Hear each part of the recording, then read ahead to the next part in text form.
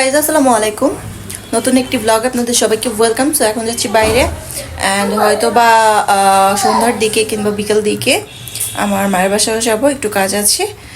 অনেকদিন ধরে মায়ের বাসায় যাই না। সো হয়তো বা সন্ধ্যার দিকে আমার মায়ের বাসায় যাবো অ্যান্ড তার বাবা মানে আমার হাজব্যান্ড বলছে যে চলো বাইরে থেকে খেয়ে আসি, যেহেতু আজকে দুপুরে আমি কিছুই রান্না করি নেই অ্যান্ড রান্না না করার পেছনের রিজন আছে। সো ফুল ব্লগটা দেখলে আপনারা সেই রিজনটা জানতে পারবেন।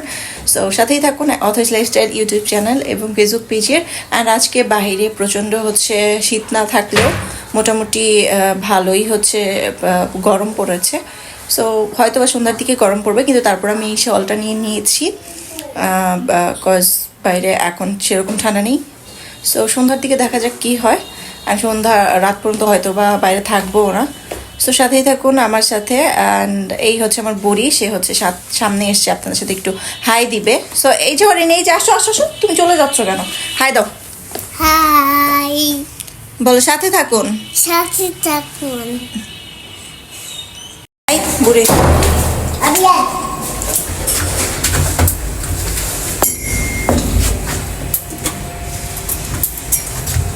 এখন আমরা সবাই মিলে নিচে নেমে যাচ্ছি। সো কোনো একটা রেস্টুরেন্টে যাবো। অ্যান্ড আমরা যেহেতু অলওয়েজ হচ্ছে সোমায়া রেস্টুরেন্টে বসি, সো আমরা ভাবলাম যে আমরা সোমায়াতেই বসবো। কিন্তু বাইরে যাওয়ার পরে বাইরের ওয়েদার দেখলাম, ওয়েদার দেখে যা মনে হলো যে গরম মোটামুটি আর কি।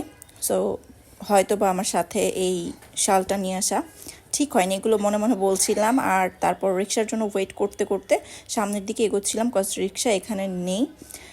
এরপরে আমরা চলে গিয়েছিলাম সোমায়া রেস্টুরেন্টে, কিন্তু আমরা সেখানে খাইনি। কেন খাইনি ফুল ব্লগটা এনজয় করুন, তাহলেই বুঝতে পারবেন।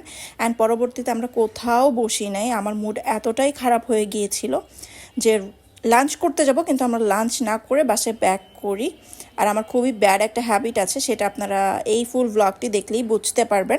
সো আমরা এখন রিক্সায় উঠে গিয়েছি, রিক্সায় উঠে আমরা আমাদের গন্তব্যে যাচ্ছি। আর এইদিকে বাবা মেয়েকে দেখুন কি সুন্দর লাগছে না? মাশাল্লাহ মাশাল্লাহ মাশাল্লাহ।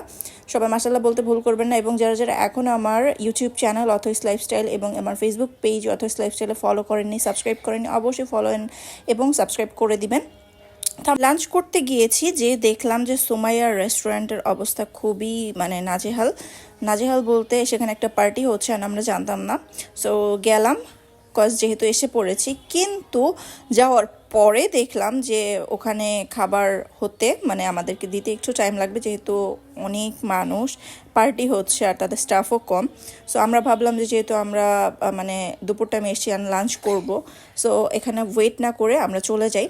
সো আমরা প্রথমে ঢুকলাম, এই যে দেখুন ঢুকেছি। অ্যান্ড একটু পরে হচ্ছে একটা যে কোনো একটা মানে কেবিন দেখে ঢুকে পড়লাম। আর এদিকে আমার বুড়ি বেলুন দেখে সে কি এক্সাইটেড, সে বেলুন নিভে দেখুন কি সুন্দর করে উকি ঝুঁকি মারছিল। আর এইদিকে যেহেতু হচ্ছে বললো যে খাবার হতে লেট হবে, আমরা যেন বসি, যেহেতু আমাদের পরিচিত, কিন্তু আমাদের মনে হচ্ছে অনেক বেশি লেট হবে। সো আমরা এখান থেকে উঠে চলে গেলাম। অ্যান্ড বাইরে যাওয়ার পরে অনেক আমাকে এমন এমন রেস্টুরেন্টের নাম বলছিল, আমার খুবই খুবই খুবই রাগ হচ্ছিলো। অ্যান্ড একটা পর্যায়ে আমি রাগ করে বললাম আমি কিছুই খাবো না, আমি বাসায় যাবো। কিন্তু সে তো নাছোড়বান্দা, কিন্তু আমিও নাছোড়বান্দা কম না। যাই হোক, আজকে ব্লগটি এই পর্যন্তই ছিল। কেমন লাগছে কমেন্ট করে অবশ্যই জানাবেন।